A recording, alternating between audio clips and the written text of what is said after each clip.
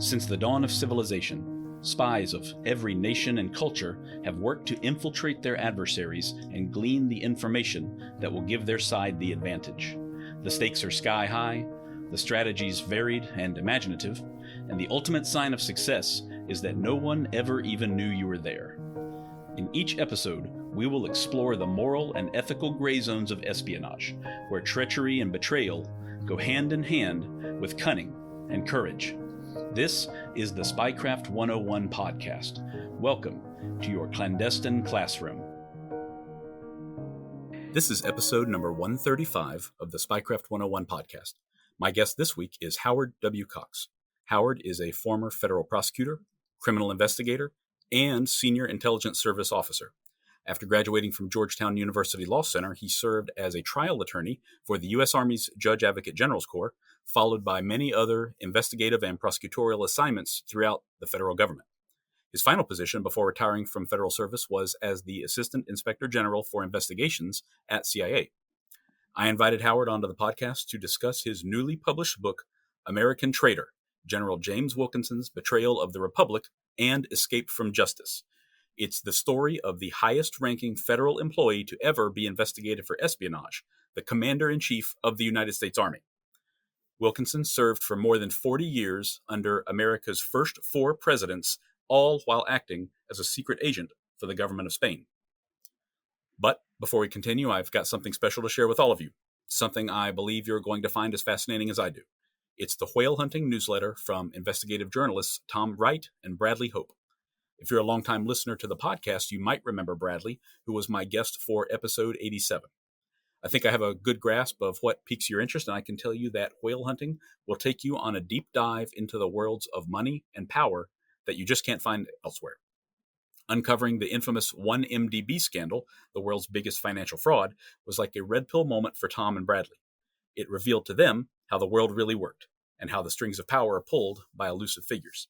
So they started writing whale hunting about the world's richest and most dangerous individuals, often unknown to the public. You can also follow the new whale hunting podcast, where Bradley and Tom share what's got them talking each week, from headlines to underworld gossip, as well as interviews with reporters, spies, investigators, and the occasional criminal. It's not to be missed. I'm a subscriber myself, and trust me, whale hunting will change the way you see the world. But don't just take my word for it. Head over to whalehunting.projectbrazen.com to sign up. And to listen to the podcast, just search for Whale Hunting in your favorite podcast app. Howard, thank you for joining me today.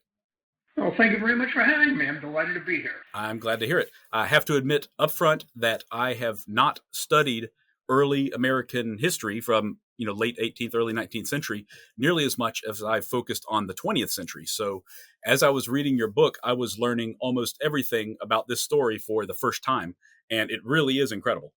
Wilkinson is a hidden figure when it comes to history. He was a villain through and through, and most Americans today don't even know what he did or why he might have been important at that time.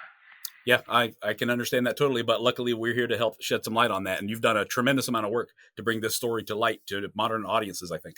And that was one of the delights I had in doing this, that there weren't a lot of books about Wilkinson or mentions of him.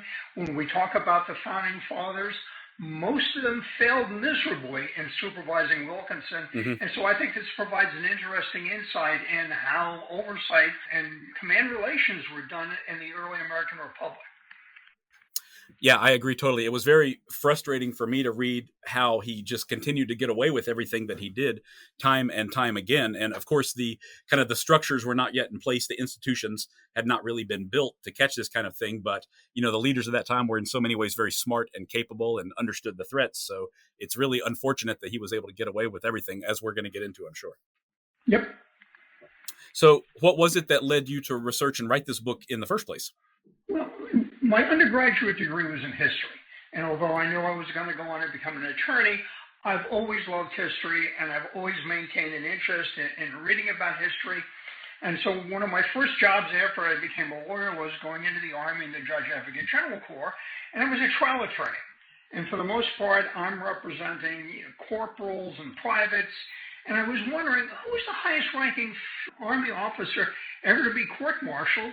And I checked it out, and it was James Wilkinson was the highest ranking official, military official ever to be court-martialed. He was the commanding general of the Army. So I kind of like, hey, make a note of that and move on.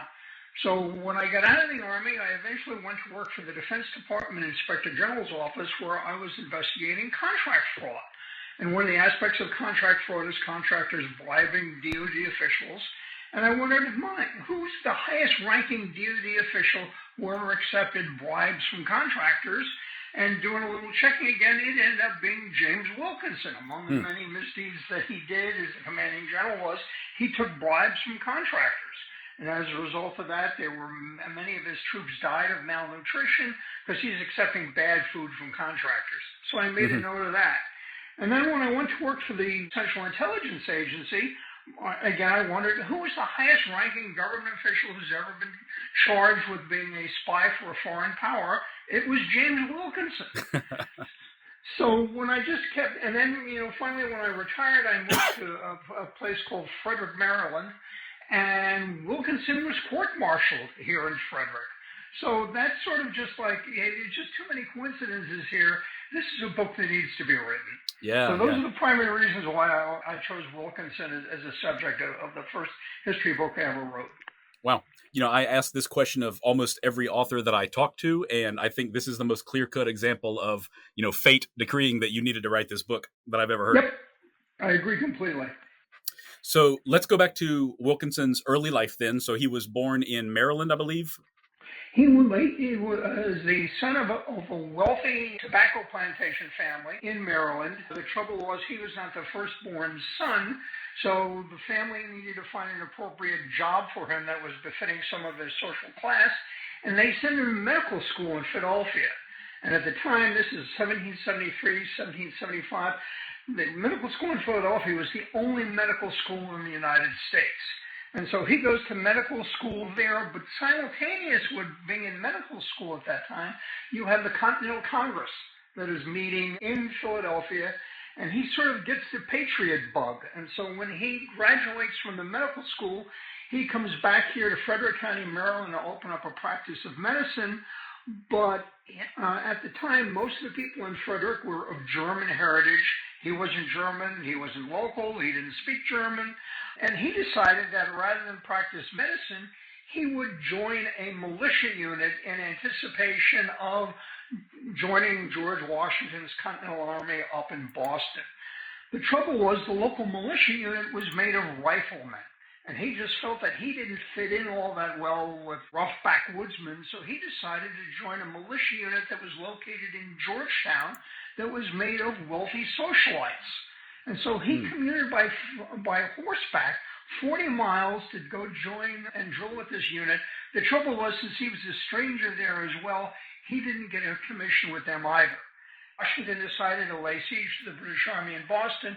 Wilkinson went on his own dime up to Boston, hung around the Army for a couple of months until finally he was able to sweet-talk his way into commission with a New Hampshire regiment. Washington was looking for educated gentlemen to be officers, and Wilkinson seemingly fit that bill. So he became the captain of a company of riflemen from the state of New Hampshire. Okay, I see. So he's already a captain and he's a doctor, but he's far younger than we would think of in our modern times. He's only like 18 or 19 years old at this point. He's 18 years old at this point. Okay, yeah. And so, but he has got his wish now. He's an officer in a New Hampshire regiment that he's a complete stranger to. And he's got absolutely no military background other than a little bit of drilling that he did with the Georgetown militia unit. But he's in command. He's going to show these people he's in command. Okay. Yeah, I was going to say, I know that with this very first command, he kind of set the tone because things went very poorly for his subordinates right off the bat once he was in charge. Yes, so he holds his first formation, gives orders, and they basically look wondering, who is this guy? And he threatens to take out his sword and run through every member of his unit until they start obeying him. And the individual who had raised the unit was a former Rogers Rangers from the French and Indian War.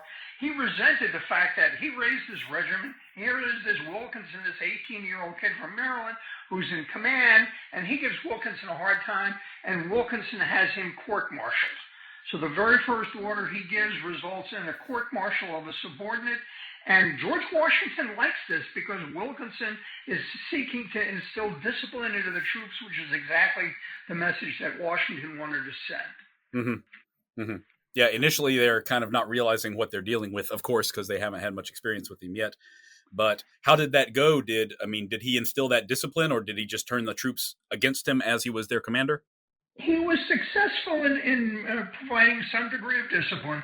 The trouble was that at the time, Washington needed to send troops to Canada to reinforce the U.S. Army that was in Canada in late 1775, early 1776, and they were slowly being driven out of Canada by the British. So by the spring of 1776, Wilkinson leads his company up to join up with Benedict Arnold, who was one of the senior commanders in Canada at the time. And Wilkinson approaches Arnold and concludes, hey, I'd like to join your staff. So the only time Wilkinson was commanding troops prior to the time later on when he's named the commanding general is the 60 days between the time he left Boston and the time he got up to Montreal. He never fired a shot. He never led troops in combat, but he was obsequious. And Arnold was looking for a trained staff officer, and Wilkinson seemingly fit the bill. Yeah, I know that he, throughout his career, had this tendency to kind of find the most powerful and influential, I don't know if I call him a mentor, but a patriarch maybe? Patron? Yes. And he just glommed onto that guy until he didn't need him anymore. So that started with Arnold then in that case? It started with Arnold, and then as Arnold is finally driven out of Canada, Arnold and Wilkinson are the last two American soldiers on Canadian soil. Oh, wow. Arnold turns to Wilkinson, shoot your horse. We don't want to leave any of our assets behind. And so they both shoot their horses. They get in a boat, and they're the last Americans to leave Canada in the spring of 1776. Wow. I'd forgotten that part somehow. So he's not off to the worst start, but I know that he tended to make enemies out of his former patrons. So at what point did things kind of fall apart with Arnold? Well, when he and Arnold get down to Fort Ticonderoga in New York, Wilkinson sees an opportunity, again being obsequious, to jump to a higher ranking officer. And so he joins the staff of General Horatio Gates. He leaves Arnold at that time under good terms, but later on, Gates and Arnold have fights, and Wilkinson is more than willing to betray whatever confidences he had with Arnold in order to ingratiate himself greater with General Horatio Gates. So in addition to being obsequious, the other thing that Wilkinson was constantly drawn to was intrigue. Officers that were plotting with other officers to go against their commander, such as George Washington. Gates was typical of that. And Wilkinson was more than willing to work with Gates to undermine Washington. Yeah, he has no real loyalties throughout his life except to himself, it doesn't seem like. Absolutely not. He basically would betray anyone he would work for, with, or near in order to advance his career. So eventually, in the fall of 1776, George Washington is being driven out of New York. He's driven out of New Jersey. He ends up taking what's left of the Continental Army into Pennsylvania, and he calls on other commanders to come and join him to reinforce him so that he can defend against the British. And so his senior commander, George Washington's senior commander at the time, was a guy by the name of Charles Lee. He was a former British officer like Horatio Gates. And Lee was very discontent with Washington as the commanding general and started to communicate with other generals who were similarly dissatisfied with Washington's leadership. And so Gates was one of those people, and he sends Wilkinson with messages to Lee basically to foment a rebellion of American officers against George Washington. So Wilkinson finds Lee in an inn in New Jersey. Rather than joining up with Washington, he's dragging his feet, and Lee is having an affair with a prostitute that night in this inn in New Jersey. And so Wilkinson's there. He delivers this message from Gates, and he's invited to stay for breakfast. And at breakfast the next morning, Wilkinson looks out the window, and they're surrounded by a British raiding party who's there to capture Charles Lee. And so they come into the house. They basically capture everybody who's there except Wilkinson, who hides up the chimney. Incredible. And so after the British carry off Lee, Wilkinson goes back to Gates and says, hey, Lee is gone.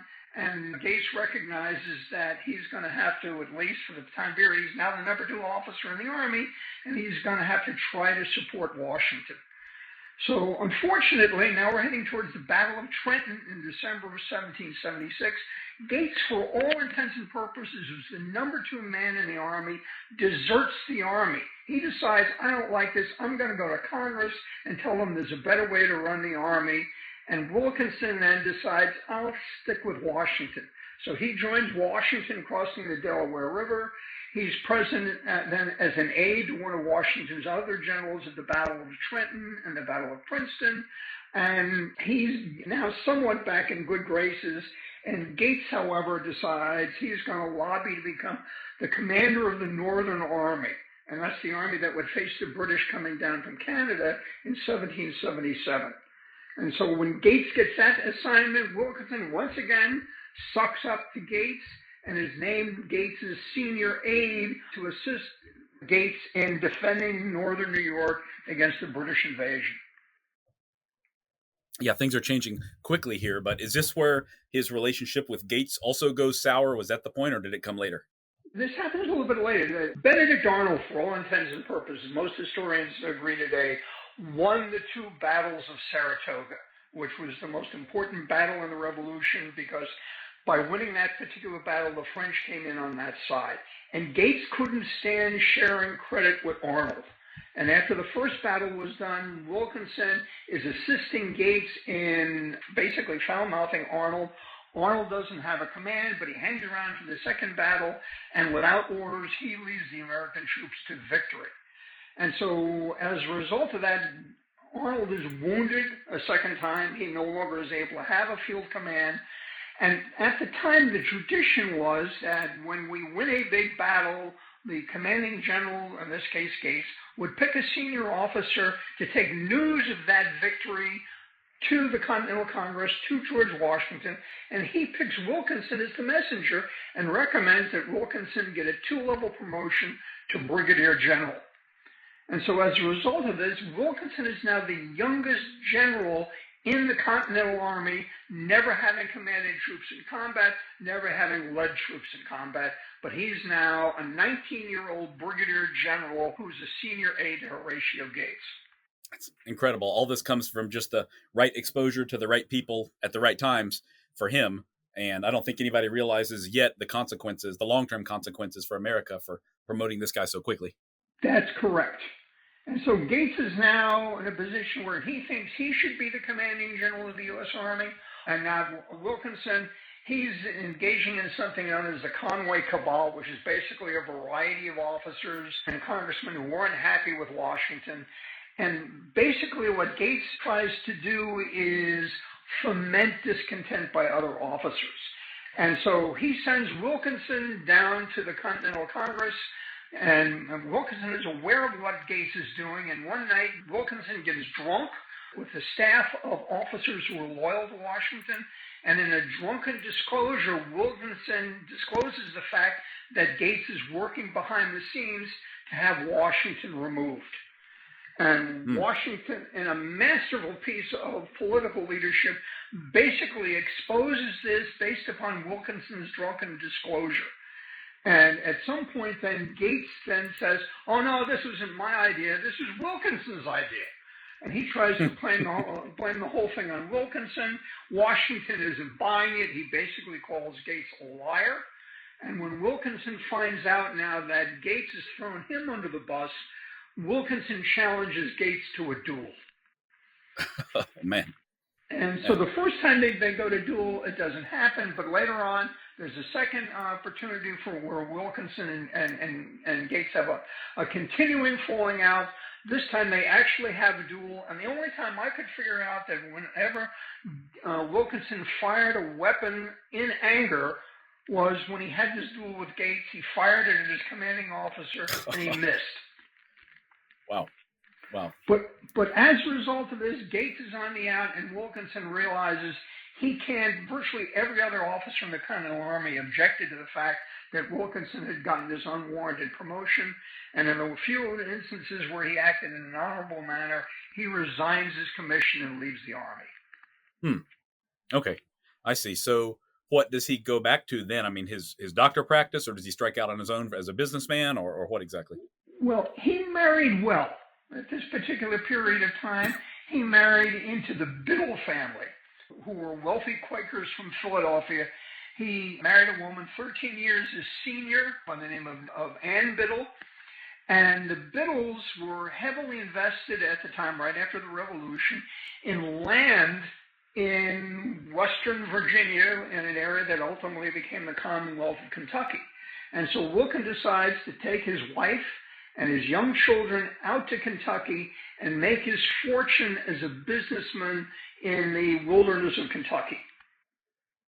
Okay, that takes a certain type of person, and I know that he was not any more of a gifted businessman ultimately than he was a gifted leader, really. So what kind of struggles did he face once he got out there?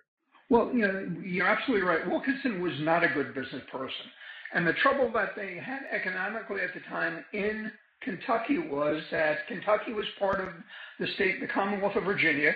They were talking about breaking off and becoming their own Commonwealth because they basically felt that Richmond ignored the interests of the people in Kentucky. And the problem for the people in Kentucky was, to the extent that you wanted to engage in commerce, most of the roads did not really allow you to have two-way commerce back east.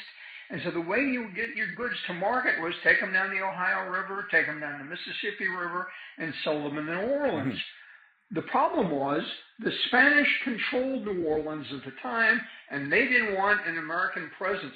So they basically shut down the Mississippi River to business people in Kentucky. And one of the things that your readers need to understand was at the end of the Revolutionary War, the United States was surrounded by two countries. We had Great Britain up in Canada, and you had every place else. You had Spain. Spain controlled everything west of the Mississippi. Spain controlled the Floridas, and they basically put a chokehold on Americans getting access to either the Gulf of Mexico or the Mississippi River. And so Wilkinson decides in 1787 he's going to break this deadlock. He's going to, on behalf of a consortium of Kentucky businessmen, he's going to take a variety of goods down the Mississippi and bribe his way through the Spanish government to grant him a monopoly to sell goods in Mississippi. And in return for allowing him to sell goods in Mississippi, Wilkinson said, basically, I'm going to go back up to Kentucky, and I'm going to work with other senior Kentucky officials, and we're going to lobby to break away from the Commonwealth of Virginia and join the Spanish Empire. And so this was basically what was known at the time as the Spanish Conspiracy, where a variety of Western officials were working with the Spanish. Some of them were doing it for pay to break off the Western states and have them, rather than being part of the United States, have them have some sort of a relationship with Spain that would give them access to the port in New Orleans. My gosh. And so Wilkinson works for about 2 years, but unfortunately, he's a terrible businessman, and he's still losing money. Part of his problem was he lived very well, and he tried to provide his wife with the best kind of lifestyle that they could in the wilderness, and he could never make a go of business. So he approaches the Spanish in 1789 and basically says, put me on the Spanish payroll. I wanted to be a paid undercover agent of the Spanish government. And he takes an oath to the Spanish king, and he basically says, if you give me money, I will continue to lobby to get Kentucky to join Spain, but I'll also provide you with information on economic espionage, on what the United States is doing in attempting to break the Spanish lockdown of the Mississippi River. And so from 1789 until 1791, he basically is a failing businessman, but a paid agent of Spain. So how essential is this for them? Like, is this a dream come true that somebody like Wilkinson would come up to them, or are they just like, well, let's kind of, keep him on the back burner and see if it develops into anything? I mean, how important is this to their control over that region? The Spanish were primarily concerned with that the United States would somehow encroach on a Spanish border, and there were a variety of private expeditions at the time that private individuals would launch against the Spanish government to try to overthrow the Spanish government in Florida and in Mexico. And so Wilkinson provided an insight as to what was going on. But as to first-class espionage, Wilkinson didn't have access to a lot of information, and they recognized that, but they were more than willing to put him on the payroll. Okay, I see. Did it ultimately work out well for them? Was he a productive agent as far as the Spanish were concerned during this period? The interesting thing was that they recognized the only reason why Wilkinson is working for them was ego and money. They never thought that he was a devoted Spanish agent. One of the things that we learned in looking at why people become spies, there's an acronym that the intelligence community uses that is MICE, M-I-C-E, and usually then people become spies because of M, money, I, ideology, C, coercion, or E, ego. And the Spanish knew that Wilkinson's motivation was money and ego, and they basically knew, hey, he wasn't really going to do them a lot of good, but he was an important businessman in Kentucky, and it was worthwhile having him on the payroll.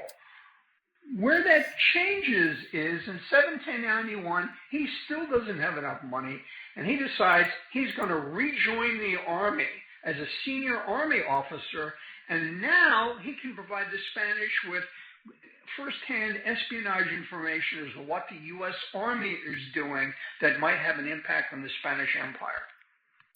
Yeah, that's quite a different story from at that time, a private citizen out on the frontier, in a fairly contested area. That's a lot different when he's now a serving officer, again, working for the crown, in secret. And one of the things that always got me was that in 1791, the United States was engaging in what was called the Northwest Indian Wars. And they were basically fighting the Miami tribes, the Shawnee tribes, in what is today Ohio. And the United States was getting its butt kicked royally by the Indians back at that particular period of time. And so Washington and his cabinet wanted to pick, someone who could be a senior officer, and they picked Wilkinson. And you sit back and wonder, how could George Washington, who knew that Wilkinson's Revolutionary War record was absolutely terrible, how could you in your right mind pick a guy who had never commanded troops and make him like the number 3 officer in the United States Army? And for the most part, Washington, who knew a good officer when he saw one, the main reason I think he picked Wilkinson was a lot of the recruits for the Army were going to be coming at the time from Kentucky. Wilkinson was from Kentucky, and Wilkinson was relatively young. Most of the other officers that were being considered were former Revolutionary Army officers, and by the early 1790s, they were too old, too infirm, or too drunk to command troops. Wilkinson, who was relatively young, had connections with the Kentucky leadership, and so they decided to take a chance on Wilkinson. Okay, I see. So it's not because of his perceived combat abilities or anything like that. It's just for these connections and recruiting ability. Right. He had no combat capabilities. Yeah, right. Exactly. Do you think that Washington had kind of a blind spot for him, or was it just like a necessary compromise under the circumstances? I think it was more than necessary compromise. And also Washington, who is a brand new president, he's got a brand new country to run. The military just wasn't all that important. Even though we were regularly being slaughtered by the Indians in Ohio, he had a lot of other things to worry about. So I think he lost the eye on the ball when it came to picking Wilkinson as a senior commander. Right. Because the Army at this point is drastically shrunk from the days of the Revolution, right? There's like 3,000 guys in the whole Army or something like that. That's it. And to give you an idea, that at the time, in order to court-martial someone, you needed 13 officers sitting in a general court-martial. There are fewer than 30 officers in the entire United States Army. And so for all intents and purposes, you couldn't convene a court-martial because the offices were scattered all over the frontier or in headquarters in New York or Philadelphia or Washington. So there are very, very few people. So one of the issues is they're going to be raising new troops. A lot of them are coming from Kentucky, and Wilkinson's got some Kentucky connections. In 1792, Washington finally decides we need a new commanding general of the Army. And they once again go through all the general officers that are left over, and they pick Anthony Wayne, who was one of the better Revolutionary War generals. He wasn't a drunk. And Wilkinson is beside himself that he didn't get to be named the commanding general. As Wayne spends 2 years getting the Army ready to go out and fight the Indians in Ohio, Wilkinson spends those 2 years undercutting Wayne at every opportunity he can. He divides the officer corps against Wayne. He tells the contractors that they needed to be able to support the troops, hey, go slow on delivering, because the hope is that Wayne will fail, and then when Wayne fails, I'm the last guy standing that will be named the commanding general of the Army. Yeah, unbelievable that he played with national security like that out of his, ego trip, but I guess not the first time that's happened. And Wayne finally wakes up to the fact that Wilkinson is doing, and Wayne is convinced that at one point Wilkinson tried to murder him. That Wilkinson's attempts to stop Wayne were reduced to the fact that he believed that at one point Wilkinson tried to murder him. That's right. Yeah. That was when the tree fell on his tent, I think. They were on campaign, and a tree fell on Wayne's tent. And Wayne was convinced that Wilkinson was the guy who cut down the tree. Yeah. Yeah, like quite a bit of paranoia there, but maybe not completely out of character for him to get ahead by any means necessary. Absolutely not. So by 1794, Wayne has successfully defeated the Indians, and Wilkinson goes over it in his campaign to have Wayne removed as the commanding general of the Army, and invents a variety of lies that Wilkinson has stolen the payroll, that Wayne has stolen the payroll, who had done a variety of things, and Wilkinson is pushing for Wayne to be court-martialed by George Washington. And Washington actually considered a court-martial, but Wayne died of a stomach illness and was no longer in Wilkinson's way. And Washington, towards the very, very tail end of administration, agrees that Wilkinson is the last man standing, and I'm going to leave him as the commanding general of the Army. Okay. Commanding general of the Army. What is he, like 30 or so by this point? Is that about right? By this time he's like 34, 35. Okay, 34. Okay. And again, his only exposure to combat was, when under Wayne, when they successfully defeated the army at the battle, the Indians at the Battle of Fallen Timbers. That's the only time he's been in combat. Okay. Yeah. And now he's commander-in-chief. That's incredible rise to power there. So I know that he was also around this time, he was involved with Aaron Burr, the Aaron Burr conspiracy. Is that about the same time period? Yes, that's about 10 years later. Oh, that long. Okay, I see.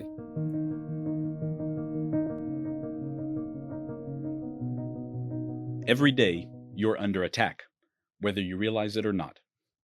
Your digital devices contain your entire life, your finances, your conversations with friends and family, your interests, and even your movements. And all of that is vulnerable to an ever-expanding class of criminals, scam artists, hackers, and even governments. You don't want to leave your data security entirely in the hands of your ISP, or anyone else for that matter. It's up to you to protect yourself using a multi-layered defense strategy. Silent offers you the protection you need to keep your data and devices secure from wireless threats. Their multi-shield technology blocks cellular signals, GPS, Wi-Fi, Bluetooth, EMP, RFID, NFC, and more. Silent's lineup includes everything from signal blocking wallets all the way up to 40 cubic liter Faraday duffel bags. When you're geared up with Silent, you'll be truly disconnected, undetectable, untraceable, and unhackable. And you can now use the discount code Spycraft101 to save 10% off your order from Silent. Find them at slnt.com. That's slnt.com.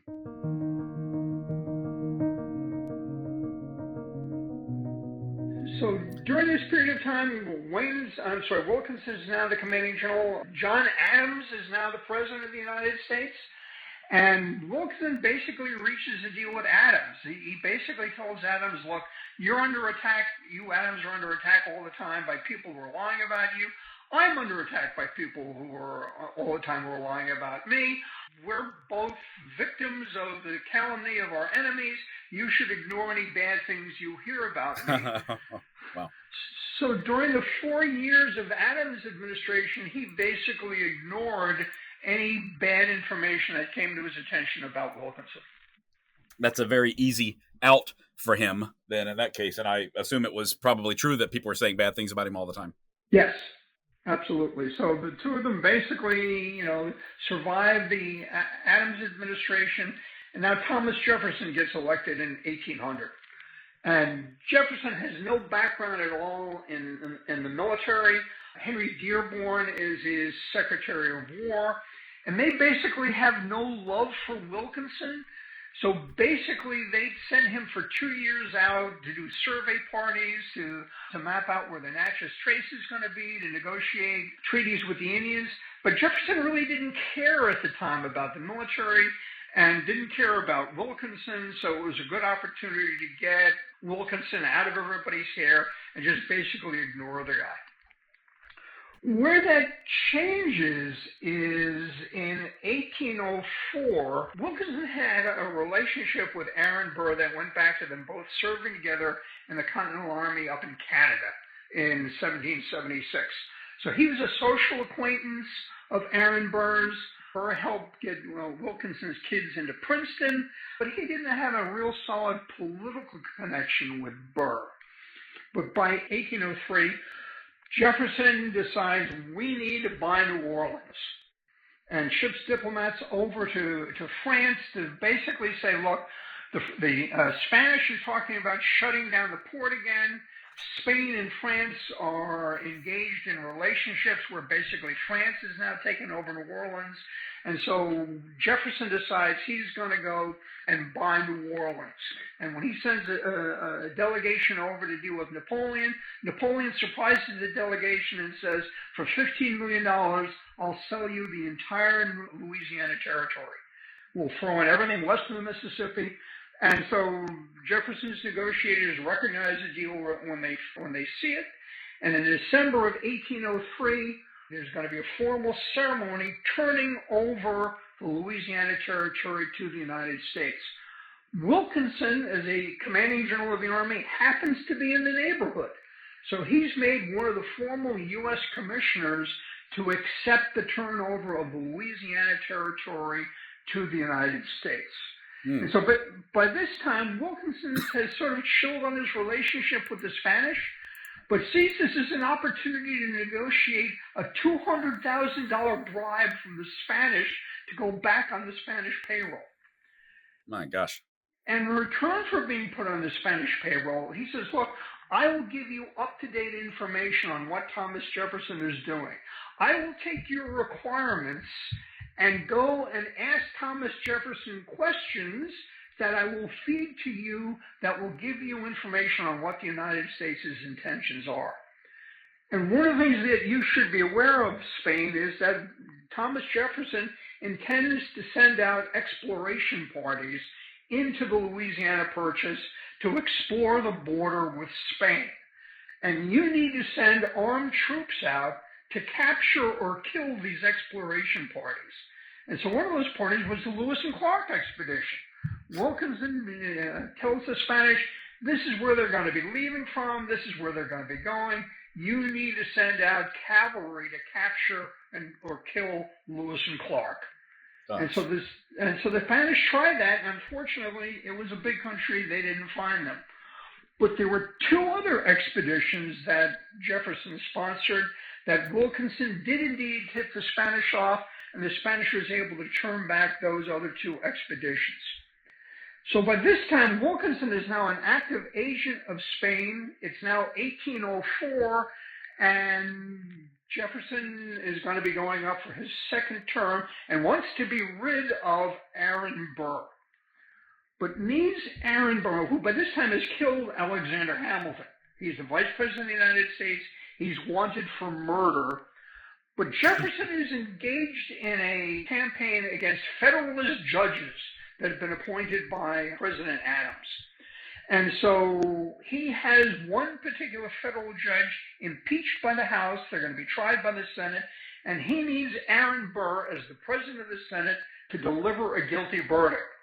And so Burr basically comes along and says, okay, I'll deliver a guilty verdict, but I need things in return from you. I need my son-in-law to be made the Secretary of the Louisiana Territory, and I need my good friend James Wilkinson now to be made the governor of the Louisiana Territory. And so Jefferson now makes Wilkinson, he's the commanding general, he's also the governor of the Louisiana Territory. Burr is not able to deliver on his side of the bargain. He resigns as the vice president, but he needs a job. And so he starts thinking about working with Wilkinson to once again have the Western states perhaps separate from the United States and become a new country under Aaron Burr. And either this would be a new country under Aaron Burr, or Aaron Burr, working with Wilkinson as the commanding general, would somehow invade Spain and seize Spanish Mexico and Spanish Florida. And so the two of them are actively working on a plan to basically undercut the Spanish government and maybe perhaps separate the Western states. To this day, historians don't know exactly what Burr was doing, because he told different stories to different people in order to get different people to support him. And so they're getting very close now to an invasion of Spain, and Wilkinson decides, I think my bread is better buttered with Thomas Jefferson, and he double crosses Burr and says, I've discovered this massive conspiracy by the former vice president to separate the Western states, to invade Mexico, and I can provide you with all of this evidence showing that is going on. And so Wilkinson falsifies a variety of documents, obviously erasing his involvement in this, and he basically provides Jefferson with whatever Jefferson wants to be able to bring Aaron Burr to trial for treason. Incredible And stuff. the other side of the deal was Thomas Jefferson, who was cool on Wilkinson, will basically now be Wilkinson's greatest fan, and whenever there's adverse information that comes out against Wilkinson, Jefferson will do whatever he needs to do to quash that information, be it coming from Congress or from other people, to support Wilkinson as the loyal commanding general of the U.S. Army. Yeah, unbelievable. He's ultimately his greatest benefactor of his life in that case. Exactly. Yeah. And so when Burr goes to trial in Richmond in 1807, John Marshall is the presiding judge at the trial. Wilkinson is the government's chief witness, and he comes off terribly. He's almost indicted himself for treason, because he can't cover up the fact that he was an active participant in this. When the case actually finally goes to trial, Marshall issues legal rulings narrowly defining what is treason, and Aaron Burr is found not guilty of treason by the jury in two separate trials. Wilkinson, in one of the trials is called He Purges Himself. He takes the Fifth Amendment repeatedly, but he has carried out his part of the bargain and is Jefferson's general. Mm-hmm. Yeah, that's actually a point that I wanted to go over for a moment, is the definition of treason, because his behavior was treacherous, but the laws were quite different, at this very early time period. So he was not actually legally betraying the United States for most of his time as the commander. Is that roughly correct? That's absolutely correct. Thank you. So treason is one of the few crimes that's defined under the Constitution, and is basically providing aid and comfort to an enemy of the United States or taking up arms against the United States. And so at the time, Spain was not an enemy. We hadn't declared war on them, so his relationship with the Spanish wasn't providing aid and comfort. And they were never able to prove that Aaron Burr was engaged in an armed rebellion against the United States. They just couldn't prove it. And so since the Constitution narrowly defines treason, and John Marshall narrowly defined treason, Burr is found not guilty. Okay. And I assume that he and Wilkinson are enemies for life after that? Well, now by this point, you're absolutely right. Burr has been double-crossed by Wilkinson, but for the most part, following his acquittal here, Burr disappears from the scene. He heads off to Europe to avoid his creditors and really ends being any kind of an important political position in the United States. But Wilkinson at this point has pissed off a number of congressmen who saw what he testified like, and these congressmen decide to start putting pressure on Jefferson to investigate Wilkinson. On top of that, Wilkinson's business partner, let me go back. Wilkinson's cover story for receiving all of this money from Spain was, hey, when I was a businessman back in 1787, I traded goods with the Spanish, and they were just slow on paying me. So here it is, 1804, 1805. I'm still getting money from the Spanish, but it's not bribe money. It's left over from the money they should have paid me back in 1787, 1789. Mm-hmm. So one of Wilkinson's business partners has a falling out with Wilkinson, and he's got Wilkinson's books. And he knows this is delayed payments. He knows it's bribes from Spain. And by this time, his business partner is a delegate to the House of Representatives. And so he generates sufficient pressure on President Jefferson to put together a military court of inquiry. And the purpose of the court of inquiry is to gather facts. Well, this court of inquiry was basically an opportunity for Wilkinson to call whatever witnesses he wanted to cover up all of the crimes that he's committed. So he presents perjured testimony, he presents doctored books, he presents perjured testimony from the Spanish, and quite frankly, Wilkinson and the Spanish for that time period engaged in pretty credible spy tradecraft. They used ciphers, they used cutouts, they used cover stories, and the Spanish basically promised Wilkinson that, hey, if we're ever called upon from the United States government to talk about our relationship, we'll lie through our teeth. All of the written records that we have of all the oaths and all the money we paid you, we'll move all that stuff offshore where the Americans will never find it. And so that cover-up worked very, very well until the early 1900s when American scholars finally got access to those books and records of the Spanish of all the bribes and the oaths that Wilkinson had made with them. Mm-hmm. Yeah, I'm forgetting his name right now, but Wilkinson's handler in the Spanish, his Spanish handler, I was very impressed by that guy. I mean, he comes off as a very cagey and perceptive kind of guy that, kind of used Wilkinson to the his fullest capabilities, in my opinion. Absolutely. There were two people. His business partner was a guy by the name of Daniel Clark, and the other person was a guy by the name of Thomas Power, who was a Spanish official. And the trouble was, later on, they're called upon to testify against Wilkinson, but for years they've been denying that Wilkinson was a spy. They lied through their teeth for many, many years until they both eventually flipped. The trouble was they had severe credibility problems because for years they had denied in a variety of proceedings that Wilkinson was a Spanish spy. Mm-hmm. So this court-martial ultimately does not go like the prosecutors want it to go, I take it. Well, the prosecutor was basically asleep. He basically said, I didn't know I had to call witnesses. Oh, my gosh. Wilkinson says, I got no problem. I got plenty of witnesses to call.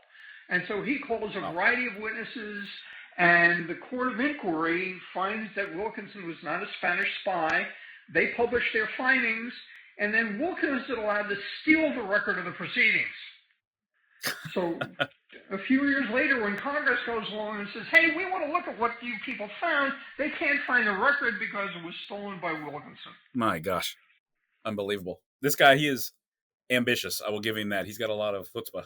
Oh, absolutely. And by this time, he's got Thomas Jefferson in his back pocket, and Wilkinson and Jefferson had no hesitancy in doing whatever needed to be done to live up to his side of the bargain that, Wilkinson was not going to be found liable for being an ally of Burr or an agent of Spain. My gosh. Okay. And if I recall correctly, Howard, didn't he, over the course of his time with Spain, he received something like $38,000 from them? I think. Is that about right? He received, in today's money, almost $1 million. Yeah, yeah. Which makes him one of the highest paid spies in American history. Right, right. I mean, there are people now. I mean, we've talked about cases where modern spies have received less than 38,000. And he got that 225 years ago. That's pretty incredible. Well, the Russians and the Chinese are notoriously cheap. Yeah. So they don't pay a lot. The best state spy was Robert Hansen, was a senior FBI official, was an agent of Russia. He got over $1 million, but he basically held a record for probably getting more money than anybody else as a spy. Right, absolutely. But Wilkinson did very, very well for himself. So is that, I mean, after this court-martial, does that mean that Wilkinson essentially got away with everything over the course of his life? Well, he got away with everything up to that point, and the trouble was that in late 1809, Wilkinson is told to take the United States Army down to New Orleans and defend New Orleans against a potential invasion by Great Britain. The United States was afraid that Great Britain was going to be invading New Orleans, and our relationship with Great Britain was bad. The British are kidnapping American sailors and impressment on the high seas. They have embargoes that are in place. We put counter embargoes are in place. And Jefferson finds out that, it looks like in late 1808, that I think that the Great Britain is going to invade the Mississippi River and seize New Orleans. So again, the army is expanded, and Wilkinson is told, take the army down to New Orleans and defend New Orleans against a potential British invasion. Well, the invasion never takes place. And the problem was that the most experienced officer who was used to commanding troops down in the lower Mississippi was Wilkinson. He did virtually nothing to prepare the army for being deployed in the summertime in the swamplands around New Orleans. Mm-hmm. When he gets down to New Orleans, most of the troops are engaged with wine, women, and song in the city of New Orleans. And he decides we need to take the army up, move them out of New Orleans to a place where they won't be tempted by wine, women, and song. And so Wilkinson picks a swamp south of New Orleans as the place where the army is going to be housed. And at the time, Wilkinson's first wife passed away a few years before, and he starts courting the daughter of a former senior Spanish official who may have had an ownership interest in the swamp where Wilkinson decides to house the army. And so while they're there, the army is dying in droves from malnutrition because the contractor selling food to Wilkinson has bribed Wilkinson to look the other way while he delivers bad food. There's disease, there's poor sanitation, and over 1/4 of the entire United States Army dies under Wilkinson's command because of disease and malnutrition, because Wilkinson refuses to move the troops out of the swamp outside New Orleans. And so now Madison is the President of the United States. His Secretary of War is a fellow by the name of Eustis, who is also a doctor. He really doesn't know much about the military, but he knows about disease. And he's absolutely frustrated that Wilkinson won't move the troops out. And so finally, Wilkinson is given a direct order, move the troops to Memphis, Tennessee.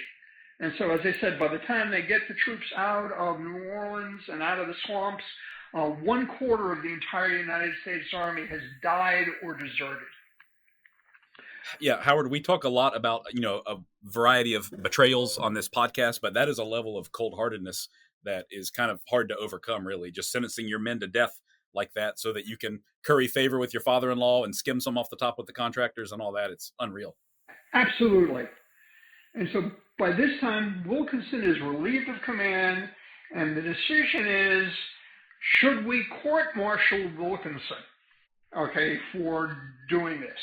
And so Wilkinson sits down with Madison's Secretary of War, and basically, and this is what my research has concluded, is that Wilkinson decides, look, Madison is a good friend of Thomas Jefferson.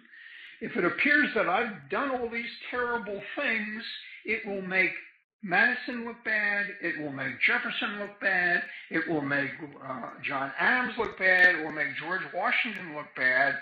So let's put together a court-martial that covers all of the allegations that have been brought out against me for the last 20 years, and let me help draw the charges that predate my time in the military. You can't charge someone under the Article of War for something they did as a civilian. Yet that's what the charges against Wilkinson included, the period of time when he was a businessman with Spain. So they included all of the alleged bribes he had taken from Spain over the years. It included all of the treachery with Aaron Burr. And another thing here is that at the time, the statute of limitations under the Articles of War was 2 years. We're talking misconduct here that goes back almost 20.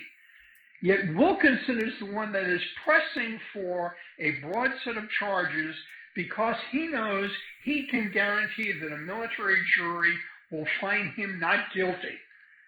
And this will basically wipe the slate clean for 20 years of misconduct by Wilkinson. And Madison agrees to that kind of a charging document. That's a bold play on his part, but he has skated out of responsibility so many times in the past. I guess he was extremely confident. Well, and he helped pick the jury. Wilkinson recommended officers that would sit on the jury. He had sitting jury members that got up in the trial and testified on his behalf. Oh my gosh. Unreal. So there was no way that this jury was going to convict James Wilkinson of anything. And the prosecutor, and this is again the same prosecutor who handled the court of inquiry, he was so disgusted that at a couple of times he decides, I'm out of here. I'm quitting and I'm not coming back because this is a sham. And he was basically told he was a political appointee. You'll do as you're told. My gosh. So that jury, the court-martial of Wilkinson took place for a 3-month period of time here in Frederick. Among the people who defended Wilkinson was Roger Taney, who later went on to be the Supreme Court. He helped write the Dred Scott decision. And at the time, under the Articles of War, your defense attorney couldn't say anything. You could suggest to Wilkinson questions to ask, but Wilkinson was the only one who could make objections, who could cross-examine witnesses. Wilkinson was a pretty good trial lawyer. But when you've had the charges written, the jury already picked on your side, and you know the fix is in, his acquittal for doing this was pretty well guaranteed right from the start. Yeah, clearly. What a travesty of justice that was. Absolutely. And, one of the things that I did was, as a trial attorney, I looked at the court-martial transcript, which I found the actual, and I thought, if I were going to try this case, how would I do it? And the prosecutor was just terrible. Wilkinson would tear apart the credibility of the government witnesses. The prosecutor would do nothing to help rehabilitate the credibility of the witnesses. A lot of the people didn't even have to testify. They basically submitted written statements. And so there was no opportunity to challenge the credibility of Wilkinson's witnesses because they weren't testifying in person. They were basically submitting depositions. Okay. I see. And so the depositions were filled with perjury. He submitted all these phony business records. And when the government called people like Thomas Power, the former Spanish agent, Wilkinson cross-examined the living daylights out of Power because Power had repeatedly in the past stated that Wilkinson wasn't a spy. And one of the court reporters basically thought that Power was drunk the day he testified, and Wilkinson just tore him up. Oh, my gosh. A foreordained conclusion then, I guess. Absolutely. Wow. So he ultimately is found not guilty of any of the charges. Does that mean that he essentially skated clear other than being judged by history at that point? That's correct. And that judgment of history didn't take place until almost 100 years later when we finally found those Spanish records. My gosh, yeah. So he had a legacy, a century of his legacy was untarnished then mostly. Correct. I see. Actually, Howard, one of my favorite things about your book is how you begin every chapter with these quotes that just absolutely lambasted him completely. And he was so hated by so many people, even though it may have not kind of percolated up through history, to us until you wrote this book, at least. Well, it was a lot of fun finding those quotes because there were so many of them. I had to go through a careful editorial process figuring out, all right, what's appropriate under these circumstances. Yeah, I love that, honestly. It was a great touch. So, thank you. Is that kind of the end of his career, at least? I mean, is he shuffled out of the military? Does he retire with honor? Like, what happens to him? So now by this point, he's found not guilty, and those charges are proved by Madison in February of 1812. Well, 90 days later, we now have the War of 1812. So Madison was looking for an excuse to go to war? That's correct. I mean, for a number of years, Great Britain had impressed sailors. They were basically kidnapping American sailors at sea. They engaged in a series of embargoes. We engaged in counter embargoes. And in June of 1812, Madison asked Congress to declare war. And so Madison had basically very few people who were capable generals. Not that Wilkinson was a capable general, but for the most part, the senior leadership of the United States Army were political appointees that basically got their jobs because of political stature and not any kind of command ability. And Wilkinson had, at this point, 30 years command experience with the Army. Mm-hmm. He is shipped down to New Orleans to defend against British invasion of New Orleans. And the trouble is, the people of New Orleans hated Wilkinson. And so as a result of that, Wilkinson, while he's in New Orleans, leads the only successful campaign that the United States had in the War of 1812 that resulted in territory being added to the United States. He basically goes out and seizes Mobile, Alabama from the Spanish. And the purpose of that was that he wanted to grab Mobile before the British grabbed Mobile. So without firing a shot, he engages in seizing Mobile, Alabama, and that's how Mobile became part of the United States. Wow, okay. But because the people of New Orleans hated him so badly, he's told you're going to be transferred to the northern campaign where you're going to be leading an invasion of Canada. And so he slowly makes his way from Mobile, Alabama to the Canadian border, and he doesn't get to Canada until late August of 1813. And so there's basically two maxims of land warfare that I think that everyone should remember. One was, as Eisenhower said, don't get involved in a land war in Asia. And the second is, don't invade Canada in the fall. And so Wilkinson gets up to Lake Ontario. The trouble is that the new Secretary of War is a guy by the name of John Armstrong. And Armstrong thought he was a general. He was from New York. He had married well. He had been a senator from New York. And Armstrong decides that, hey, I really want to lead the invasion. Wilkinson, you'll follow my orders. And if we successfully invade Canada, I will become the next president of the United States. Well, the trouble is both Armstrong and Wilkinson get sick the moment they arrive at Army headquarters on Lake Ontario, and Armstrong disappears. He decides, I'm out of here, and Wilkinson is basically told, gather up the troops and head down the St. Lawrence River. The goal here is you're going to capture Montreal. And there was another part of the American Army that was under Wilkinson's command that was going to head then down Lake Champlain, down the Richelieu River, and they were also going to invade then Montreal. The trouble is Wilkinson and this other general whose name was Wade Hampton hated each other. And so Hampton didn't want to follow Wilkinson's orders.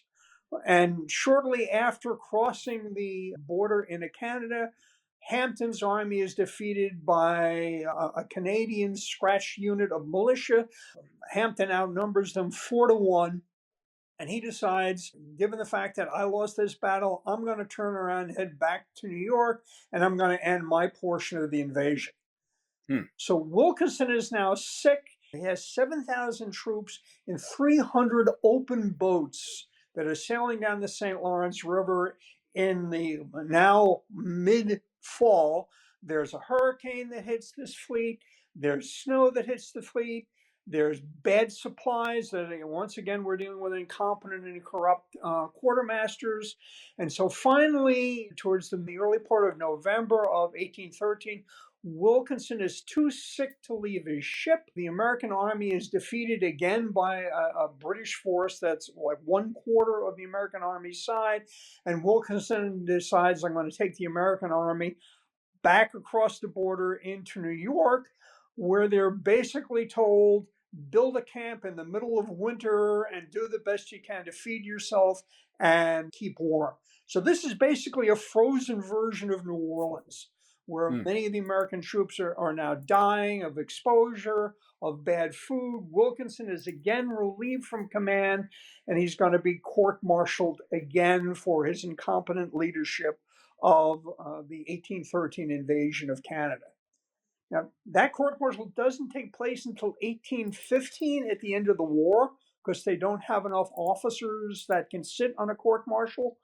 Once again, Wilkinson is helping to pick the jurors. Most of the jurors that sit on the court-martial testify on Wilkinson's behalf. But the change in this point is by late 1815, most of the generals that are senior American leaders at the time recognize that Wilkinson's time in the Army is over. There's going to be a downsizing. There's been a panel of officers that have been picked to downsize the Army. Most of those officers on the panel can't stand Wilkinson. So I think just as an accommodation, they don't convict Wilkinson, but they know Wilkinson's time is going to be cut short. He's going to be removed administratively. And that's what happens in June of 1815. Despite begging to keep a job, some job anywhere, Wilkinson said, I have no income. And Madison says, basically, our time with you is over. You're out of the Army.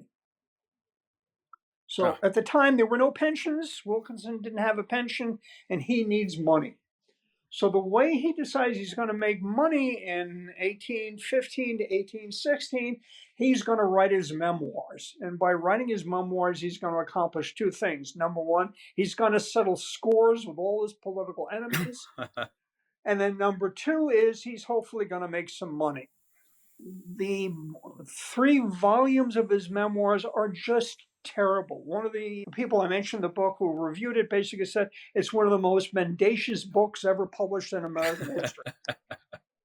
And so they don't sell particularly well. And he decides, well, the only other thing I can do is I'm going to purchase a sugar plantation on the Mississippi south of New Orleans and go there with my new wife and my new children that they have. And he opens up a sugar plantation where he grows sugar and he engages in trading enslaved persons. And once again, he is not doing well.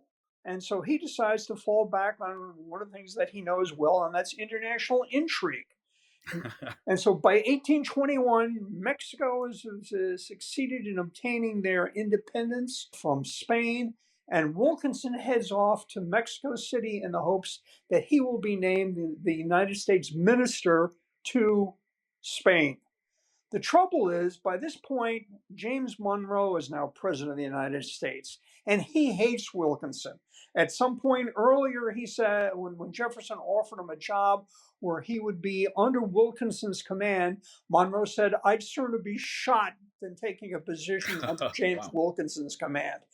So there was basically no way that Wilkinson was going to be given a position as minister by the United States. And he basically dies in obscurity in Mexico City in 1825. He's eventually put in a cemetery. They move his remains to an unmarked grave. And so to this day, nobody knows where Wilkinson or his remains are. Oh, man. Wow, that is a ignominious end to his story.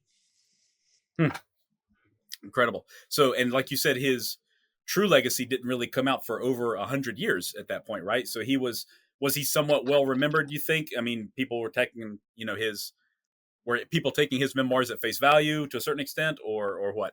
Most of the people who read his memoirs couldn't stand them. That they are incredibly poorly written. They don't follow any logical order. It's the war as viewed by James Wilkinson. Okay. And so a variety of people he attacked, a variety of people attacked him back. And so it was not in any way a compelling story. And for the most part, people just wanted to forget who James Wilkinson was. Winfield Scott, who couldn't stand Wilkinson had him court-martialed for a period of time. He becomes the commanding general. So he's more than willing to erase any record of Wilkinson from the Army. But Wilkinson, during the first 40 years of the Army's existence, was the longest-serving commanding general. He commanded longer than anybody else during the first 40 years of the Army's existence. Amazing. And he had so little to show for that, and so few reasons really to keep him in power other than political expediency, it seems. Exactly. or many of the presidents at the time, Adams, Jefferson, really didn't care all that much about the military. So the fact that Wilkinson was incompetent, they weren't looking for a lot of competence.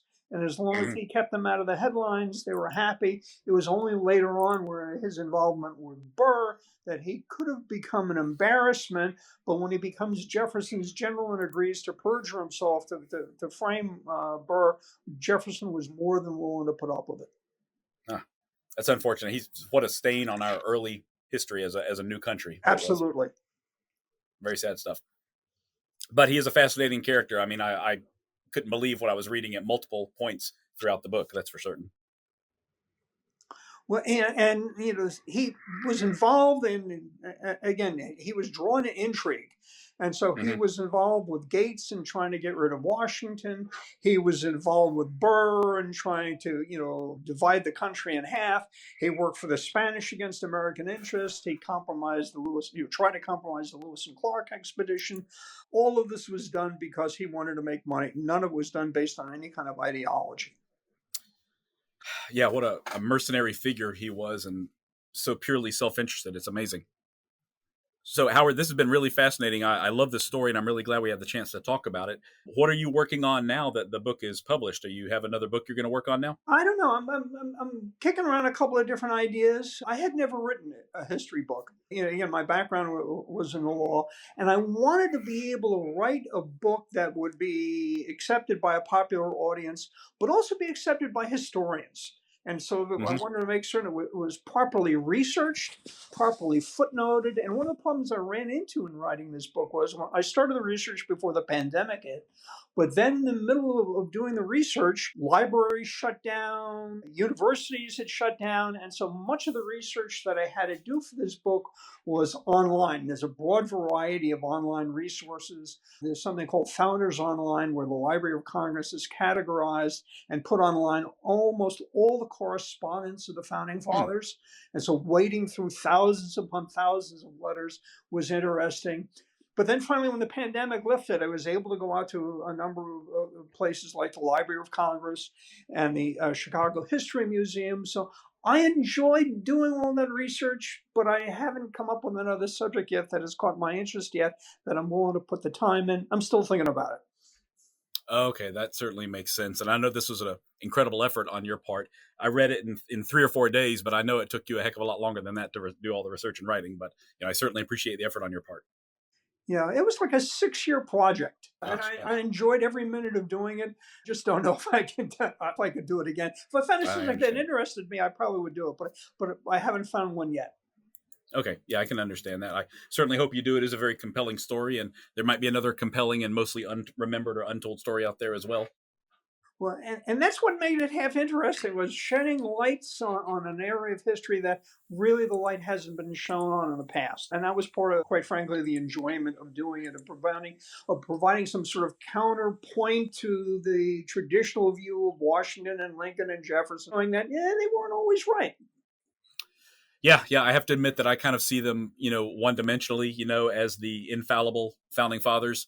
I have to admit, so it is good to see another side and get a fuller perspective of what was really going on then.